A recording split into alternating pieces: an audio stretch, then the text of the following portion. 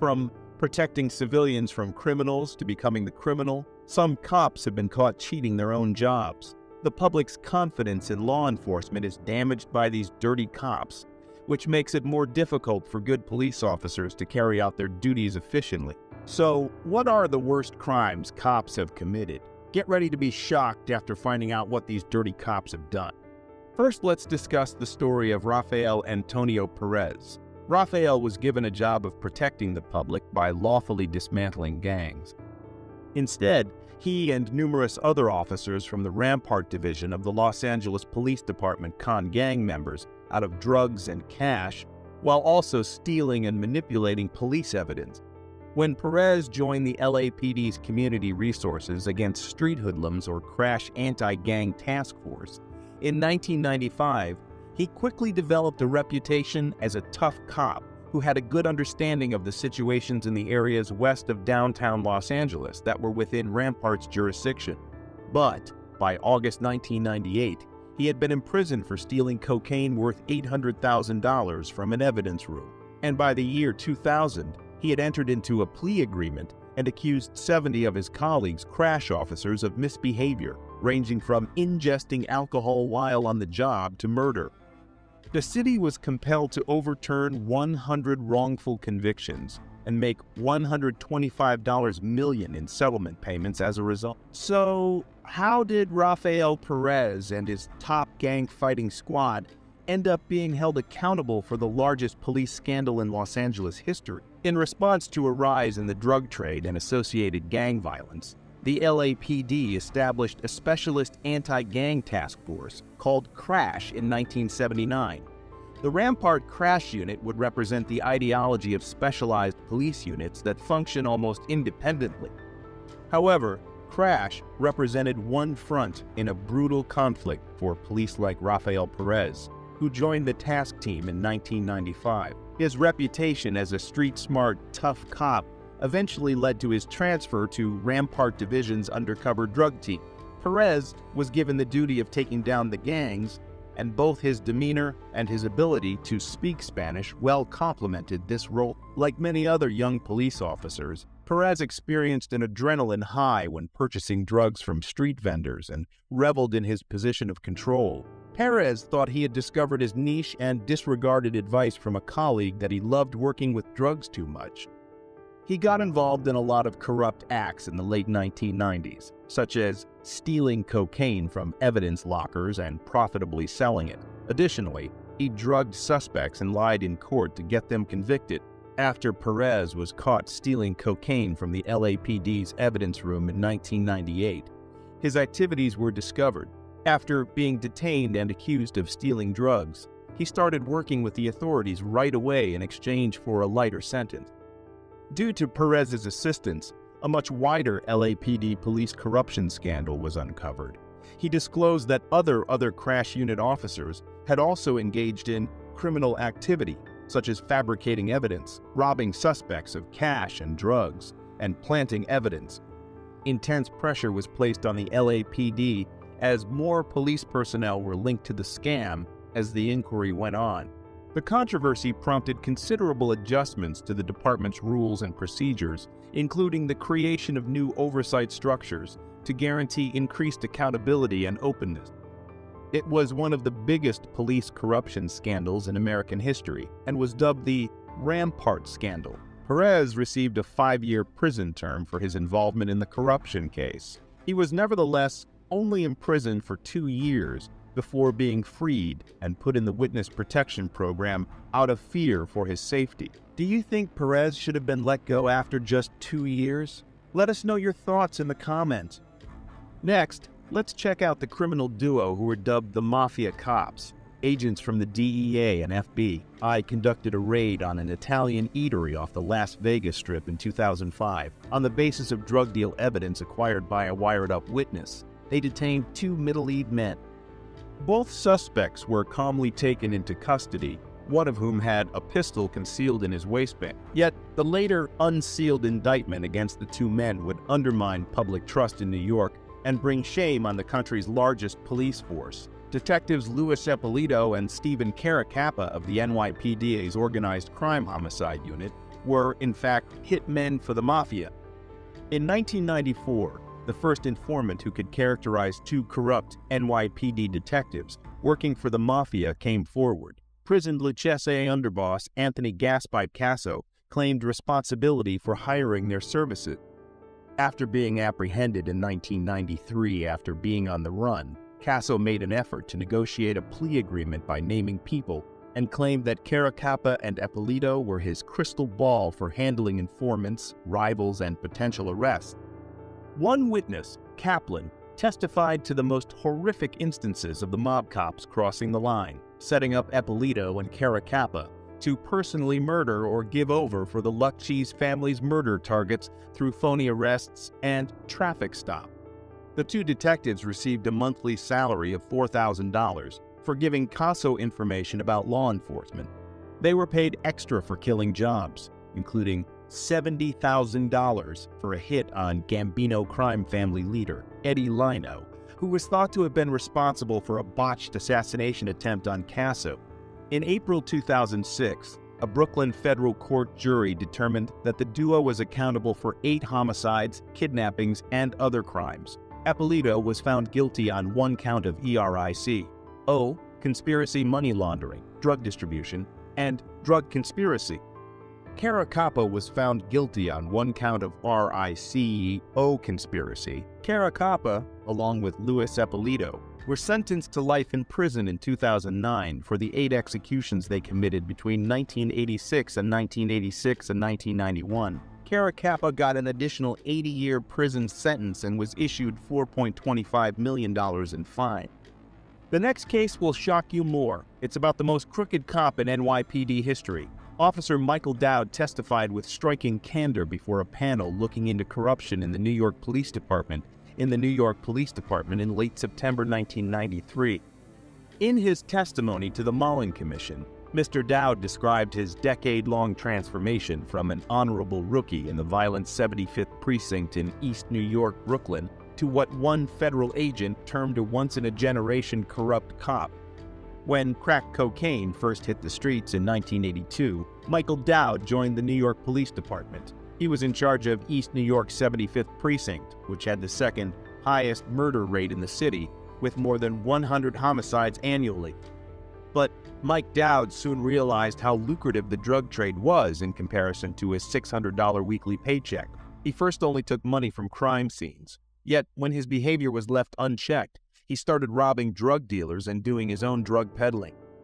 By 1986, he had begun working for cocaine trafficker Adam Diaz, who earned $1 million weekly.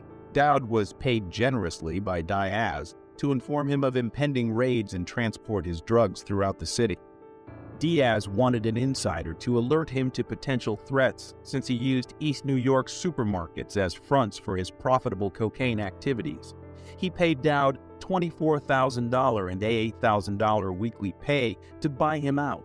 So, whose story do you think was the most notorious? Let us know in the comments and don't forget to like and subscribe. On the evening of September 21st, 2019, law enforcement authorities swiftly reacted to a distressing domestic violence call that had emanated from an apartment in Austin, Texas. Deputy Pereira, a dedicated officer serving with the Williamson County Sheriff's Office, promptly arrived at the location. The door he knocked on belonged to the residence of Skylar Leo, a young 20-year-old woman who cohabited with her boyfriend Eric Ramirez. The call, urgently placed by a concerned neighbor, compelled the officers to investigate the situation without delay. Ms. Leo informed Deputy Pereira that Mr. Ramirez had left the apartment and didn't know his whereabouts. She also expressed her unwillingness to press charges of domestic assault. Look up for me. What's on your neck? What happened? Nothing happened. So I have witnesses saying something happened. So you're trying to protect him? No, I just really don't like dealing with y'all. I really don't want to deal with y'all. I really don't. Okay. So... I don't need to talk to y'all. I really don't. Do you have your ID on you or anything? No, I don't. So what's your last name? Domestic violence laws vary across states, including how abuse is defined, the charges against abusers, and mandatory reporting requirements. In Texas, officers have discretion in making arrests for domestic violence incidents. Despite Ms. Leal's reluctance to press charges, law enforcement and prosecutors can pursue criminal actions based on their investigation and evidence. Texas law emphasizes the protection of domestic violence victims, regardless of their cooperation. So, were y'all, I'm trying to figure out why your friends called the cops. What friend? Or your witnesses, whoever was over here that called us. So what? We got into an argument. Okay. That's it. Okay. It was nothing physical? Nothing physical. Where are the marks on your neck from? We got into my necklace right here. No, this right here. What is that from? Does it really matter? Yes. It doesn't. I'm gonna make sure you're okay. I'm fine, ma'am. So. I'm fine. Like, literally, I'm fine. Okay. I'm gonna be honest with you, I get a rash talking to y'all. I do not want to talk to you, and especially Williamson County. Y'all have a really bad reputation. I've bad encounters with y'all. I do not want to I'm not gonna hurt you. I know you aren't. Ma'am. Okay, so we need your cooperation. I know, and I'm Do you want to press charges? I do not. Okay. I do not. Thus, the police had a duty to safeguard Miss Leal's well-being during their response. Deputy Lorenzo Hernandez, previously featured on a reality show, encountered a situation where he tried to enter Miss Leal's apartment. Although Miss Leal protested, the Fourth Amendment allows officers to enter a citizen's home without a warrant under certain circumstances, such as protecting individuals from immediate harm, like in cases of domestic violence. Courts have often given officers broad discretion in responding to domestic violence calls. Based on these precedents, it's likely that a court would find Deputy Hernandez's entry into Miss Leal's apartment justifiable to ensure her safety despite her objection. However, we must also address the legality of use of force in this situation. Deputy Hernandez contends that Miss Leal's non-compliance justified the altercation and the use of force by the deputies. However, a court would likely disagree as it must assess the reasonableness of the force used. In the 1989 Supreme Court case of Graham v. Connor, courts considered the severity of the crime, the threat posed to officers or others, and whether the suspect is actively resisting arrest.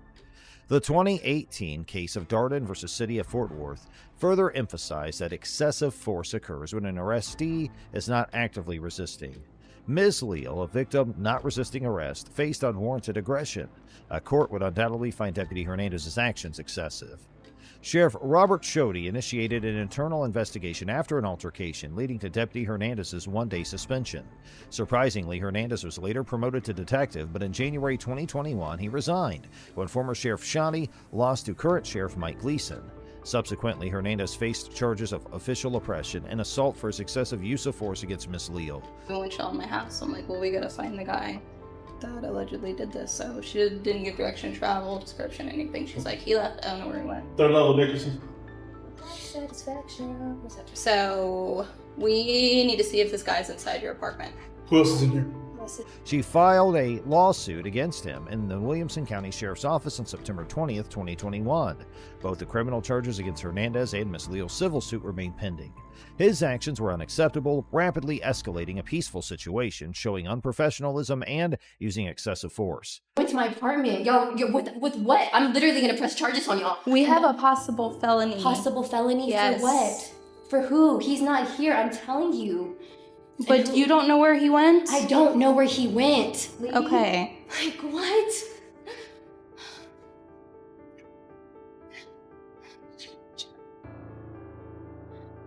So you can understand where your handcuffs right now? So what happened? We were trying to talk, right? That's all we were trying to do? Okay, so I'm gonna take Is there these a light handcuffs in here? off you. How do you turn the light Are on? we gonna be cool if we take these handcuffs off? The light's not on. It's not on. All right, man. So I wasn't here with information to relate to you. When we come to stuff like this, we're going to check for safety reasons, okay? We're going to make sure he's not here and you're not hiding it. We understand you don't want to cooperate. We can't force you to do that. We get that. We understand that. But you don't do what you just did. Not when we show up for something like this. We don't get your cooperation. That is what happens. Yes. Okay? The deputy's authority to enter Miss Leal's apartment for the domestic disturbance is still debated. Here's our next story of a cop getting fired. On June 26, 2020, a 73-year-old woman named Karen Gardner, who suffered from dementia and sensory aphasia, which impaired her ability to communicate and understand, attempted to leave a Walmart in Loveland, California, carrying unpaid items worth $13.88. Store employees stopped her for leaving, and Miss Gardner tried to offer her a credit card to pay for the items, but they refused and took the items back. Eventually, she left the store. Subsequently, a Walmart employee reported the incident to the Loveland Police Department, and Officer Austin Hopp responded to the call. He located Miss Garner as she was walking home on the side of the road and pulled up behind her with his lights on. When she didn't stop, he parked his vehicle and approached her. After failing to effectively communicate with Miss Garner, Officer Hopp grabs her and throws her to the ground in an attempt to restrain her. Ma'am, police, stop. You want to stop? Lights on, siren, stop. You just left Walmart. Do you need to be arrested right now? No. Okay. Let's stop. Miss Garner, visibly confused, repeatedly tells Officer Hopp that she's going home, as the two engage in a brief scuffle. Eventually, Officer Hopp's able to place Miss Garner into handcuffs and lead her back to his patrol car. Shortly after Officer Hopp gained control of Miss Garner, Daria Jalali arrived on the scene. The two officers, Hopp and Jalali, once again forced Miss Garner to the ground. Officer Jalali assisted Officer Hopp in restraining Miss Garner's feet and placing her in the patrol vehicle. A concerned citizen confronted Officer Hopp about his conduct. Officer Hopp defended himself, claiming he had the authority to use force, but the citizen believed it violated department policy, Colorado law, and the U.S. Constitution. I'm not going. Why are you fighting with me? And why are you trying to slip the cuffs off? I'm going home.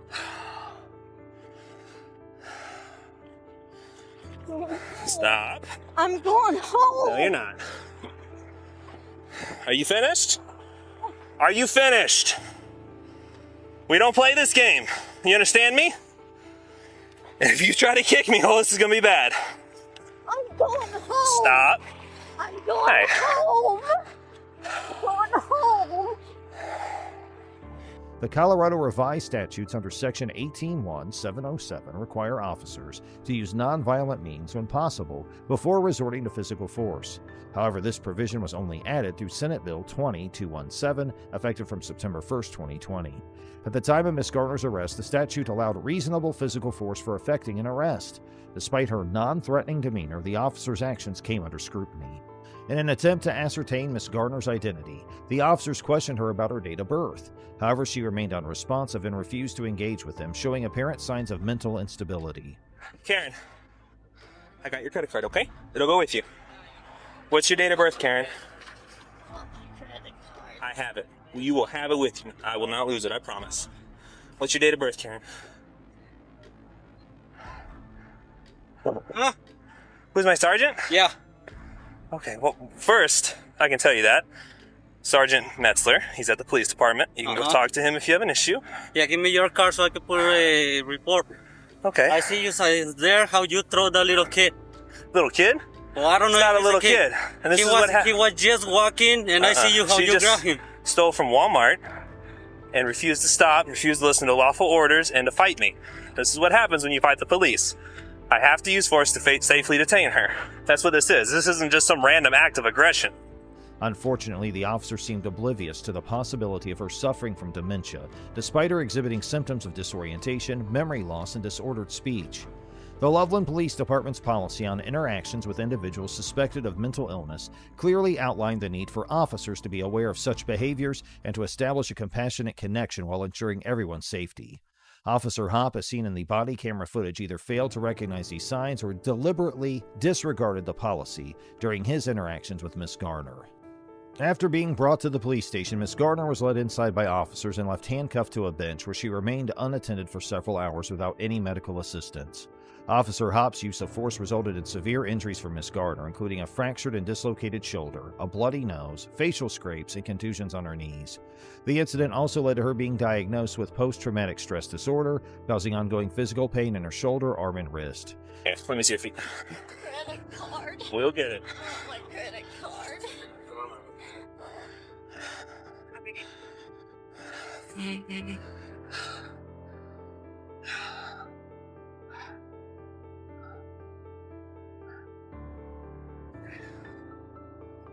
Karen, I got your credit card, okay? It'll go with you. What's your date of birth, Karen? Oh, my credit card. I have it. You will have it with you. I will not lose it, I promise. What's your date of birth, Karen? Security footage at the station revealed officers Hop and Jalali revealing body camera footage with community service officer Tyler Blackett, who was seen celebrating the harm caused to Miss Garner. In his narrative report on the use of force, Officer Hop recounted that upon contacting the suspect, she attempted to flee, leading to her being placed on the ground to ensure safe detainment. The suspect resisted arrest persistently, necessitating the application of multiple controlling holds. Consequently, the suspect sustained minor lacerations to her wrists from the handcuffs. You okay? Hey. Let's get her down to the station. Okay, we don't need to wait for Capella. No, we can see what I mean, we know what's it say? She stole some stuff, and they caught her before she left and got it back, and then she ran out. So we have the... And then you contacted her for that. And then she resisted obstructed and resisted, so... We're good either way. So we're good either way, cool. She's going. All right. If they decide not to prosecute, I don't care. Cool. Okay, we'll head down there. And a small laceration to her chin. Despite clear contradictions between Officer Hop's account and the body camera footage, as well as Miss Garner's actual physical condition, higher-ranking officers, including Sergeant Metzler, approved the use of force as necessary, reasonable, and within policy. However, the situation took a significant turn when Miss Garner filed a federal lawsuit against the city of Loveland, Officers Hop and Jalali, and Sergeant Metzler. The case gained national attention when Miss Garner's attorney, Sarah Shilka, publicly released the body camera footage on April 14, 2021. In response to public outrage, Officer Hop was placed on administrative leave, while Officer Jalali and Sergeant Metzler were reassigned to administrative duties pending an internal investigation. Subsequently, all three officers, along with Officer Blackett, chose to resign from their positions. Now, here's our next story of a cop violating the rules. On January 12, 2023, Officer Jack Lowry of the Bloomington Police Department initiated a traffic stop on Ricky Pouncil, a local resident, as he was driving through the city of Bloomington, Minnesota, on his way back from the gym. The ensuing interaction between them was recorded on Officer Lowry's body camera. Officer Lowry informed Mr. Council that he had been pulled over for driving on the center lane and subsequently documented in his police report that the stop was due to a lane violation and driving at 53 miles an hour in a 60-mile-per-hour zone as per Section 169.15 of the Minnesota statutes. The statute states that driving at a slow speed impedes normal traffic, and it's prohibited unless necessary for safety or compliance with the law. However, considering the vehicle's weight and the highway grade, Officer Lowry's belief of Mr. Council's violation may not be reasonable, as he was driving slightly below the speed limit. Additionally, Officer Lowry claimed Mr. Council was drifting between lanes, which under Section 169.8 requires driving within a single lane unless it can be done safely. With valid license, everything? Okay. Anytime, man. All right. License status valid. Rental car, pretty distinct reaction to my presence, and then going like 55 in middle lane, and wasn't really cooperative with me at all. Didn't want to tell me where he was going. There's some luggage in the back seat too. There's what? A couple bags in the trunk. Okay. He didn't seem super cooperative, so I'm just gonna pull him out and try to talk him out here. Ricky, right? The U.S. Supreme Court has upheld that pretextual stops, motivated by investigating potential criminal activity, are constitutionally valid, regardless of the officer's true motivations. Thus, if the court accepts Officer Lowry's statement about the lane violation, the traffic stop is likely to be deemed constitutionally valid. According to the police report, Officer Lowry conducted a search of the vehicle, finding only vitamin C capsules. Subsequently, Mr. Pouncil was released after being detained for approximately 35 minutes. The incident came to light when Mr. Pouncil's nephew reached out to relay the details. Despite Mr. Pouncil and his family's efforts to report the incident to the city of Bloomington, the Bloomington Police Department and the city attorney, no wrongdoing was found on Officer Lowry's part, and no corrective actions were taken. The encounter left Mr. Pouncil feeling marginalized and alienated from local authorities. While Officer Lowry avoided physical confrontation, he inappropriately extended the traffic stop without reasonable suspicion and used manipulative tactics to obtain consent for the search. Mr. Pouncil receives a B+ for maintaining composure and filing complaints, but his ability to challenge Officer Lowry's actions was diminished by consenting to the search.